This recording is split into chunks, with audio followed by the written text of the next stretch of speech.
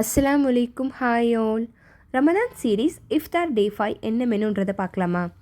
Chicken nugget செய்கிறதுக்கு ஜாரில் 3 pieces of bread எடுத்து நல்லா க்ரஷ் பண்ணிக்கோங்க. இப்போ வாஷ் பண்ணி வச்சுருக்க சிக்கன் 250 கிராம் அளவுக்கு சேர்த்துக்கிட்டு 1 table spoon oregano, 1 table spoon pepper powder, 1 table spoon chilli flakes, தேவையான அளவு உப்பு, 1 spoon ginger garlic paste, 1 spoon soya sauce, 1 முட்டை சேர்த்து நல்லா ஃபைன் பேஸ்ட்டாக அரைச்சி உங்களுக்கு எப்படி ஷேப் வேணுமோ அப்படி ஷேப் பண்ணிக்கோங்க.